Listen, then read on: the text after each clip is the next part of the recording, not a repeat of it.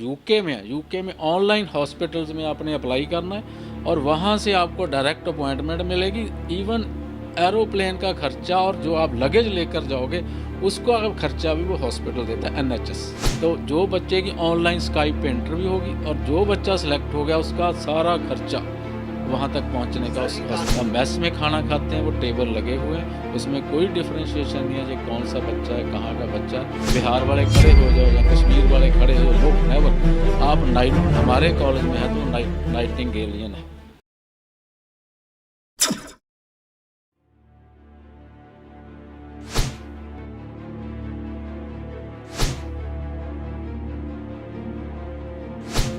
अभी तक आपने देखा था एक स्टूडेंट, अभिभावक या फिर एक सामाजिक कार्यकर्ता रोजमैन एजुकेशनल एंड चैरिटेबल ट्रस्ट के बारे में क्या सोचता है। लेकिन आज इस वीडियो में हम आपको दिखाएंगे एक कॉलेज के चेयरमैन या फिर अन्य पदाधिकारी रोजमैन एजुकेशनल एंड चैरिटेबल ट्रस्ट के बारे में क्या ख्याल रखते हैं। तो आज हमारे साथ मौजूद हैं डॉक्टर सरबजीत सिंह जी, जो नाइटिंगेल कॉलेज से हैं।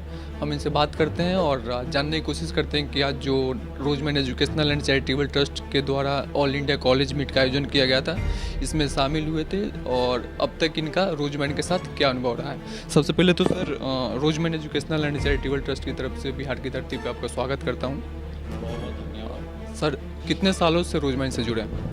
हम 3 साल से रोजमैन चैरिटेबल एजुकेशन ट्रस्ट के साथ जुड़े हुए हैं और पहले साल जब हम इनके साथ जुड़े थे तो हमें इन्होंने 40 के करीब एडमिशन्स दी थी हमारे ऑल नर्सिंग कॉलेज कोर्सेज़ में, बीएससी नर्सिंग में और जीएनएम नर्सिंग में, और बॉयज़ भी दिए थे, गर्ल्स भी दिए थे। दोनों बच्चे इस वक्त बहुत अच्छी तरह से पढ़ाई कर रहे हैं और मोरओवर इन बच्चों में ये है कि ये एक संकल्प की जो प्रोविज़न, संकल्प का जो बनाया हुआ है रोजमैन ट्रस्ट में, उसके अंडर जो बच्चे हैं उनको स्कॉलरशिप स्कीम के अंडर आते हैं। तो वो जो बच्चे हमारे पास आते हैं, हमारे जो कॉलेजेस की ऑलरेडी हायर फीसेस होती हैं क्योंकि ये प्रोफेशनल कोर्सेज हैं, इसमें हमारे जो वहाँ हैं जो बच्चे वो ज़्यादा फ़ीस देकर पढ़ते हैं। लेकिन जहाँ जो रोजमैन चैरिटेबल ट्रस्ट के चेयरमैन हैं उन्होंने बहुत अच्छा उपराला किया हुआ है बच्चों को पढ़ाने के लिए।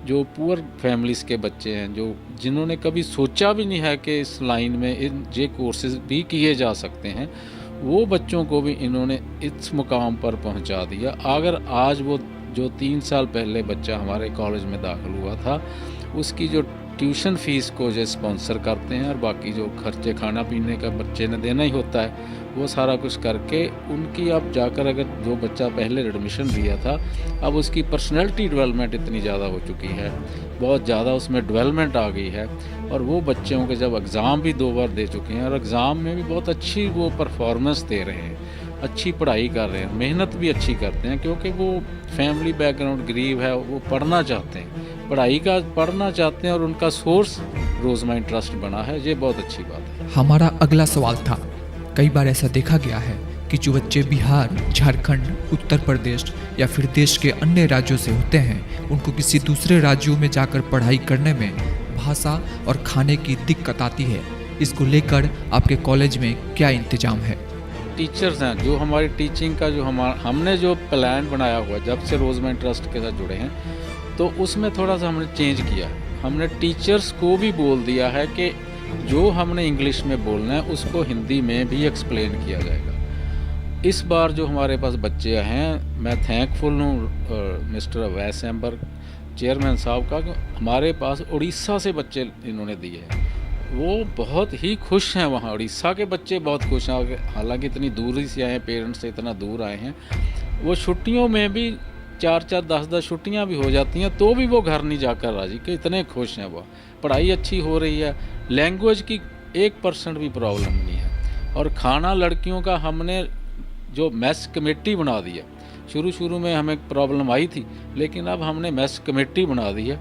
वो जो खाना है बच्चों ने ही चेक करना है, जो दोपहर को बनना है। जनरल सेक्रेटरी भी हैं आप, वहाँ जो एसोसिएशन है कॉलेज का, नर्सिंग कॉलेज एसोसिएशन के इतने बड़े पद पे हैं आप। मैं आपको एक चीज़ की जानकारी भी देते हुए एक सवाल करना चाहूँगा कि जब हम बात करते हैं कर्नाटका की, जब बात कर रहे होते हैं कर्नाटका प्रदेश में, बहुत एक छोटे से बिल्डिंग में 10,000 स्क्वायर फीट की बिल्डिंग में नर्सिंग कॉलेजेस चल रहे थे, तो सरकार ने आईएनसी की अप्रूवल के बगैर चलने वाले इंस्टीट्यूशंस को एक नोटिस भेजी और उन पे एक कलम चलाई। कई बार मैंने देखा कि पंजाब का 5 एकड़ 10 एकड़ 15 एकड़ के कॉलेजेस के प्रांगण है।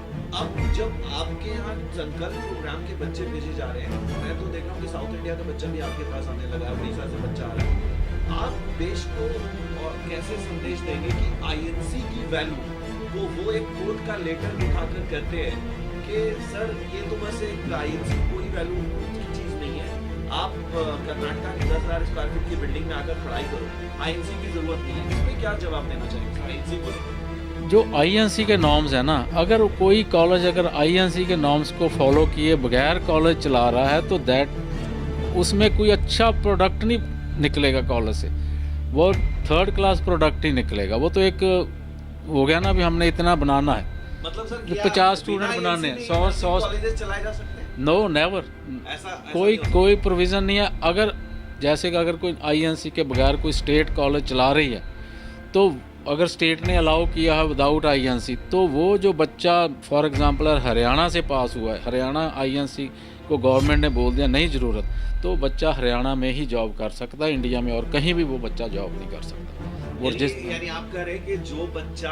आईएनसी के बगैर वाले कॉलेज में पढ़ रहा है, वो सिर्फ प्रदेश में नौकरी कर पाएगा, प्रदेश के बाहर नहीं कर पाएगा, अदर कंट्री में भी नहीं जा सकता, अदर कंट्री में भी नहीं जा सकता। जो हमारे जो बच्चे हैं आज की डेट में, हमारे उस दिन हमारे जो वाइस चांसलर हैं डॉक्टर राज बहादुर, उनसे भी हमारी बात हुई थी। वो हमारे पंजाब के जो पढ़कर बच्चे कनाडा में, अमेरिका में, इटली में, न्यूजीलैंड में, ऑस्ट्रेलिया में, हर कंट्री में बैठे और यूनिवर्सिटी उन बच्चों को ऑनर करने जा रही है बहुत जल्दी। सर इसी बात पे एक सवाल करना चाहूँगा, बहुत गरीब का बेटा आपके यहाँ पढ़ने भेजा है और संकल्प मिशन के जरिए रोजमाइन के किसान का बेटा, ठेले वाले का बेटा आपके यहाँ गया है पढ़ने के लिए, क्या उसे भी कनाडा और अमेरिका का मौका मिलेगा आपके यहाँ से?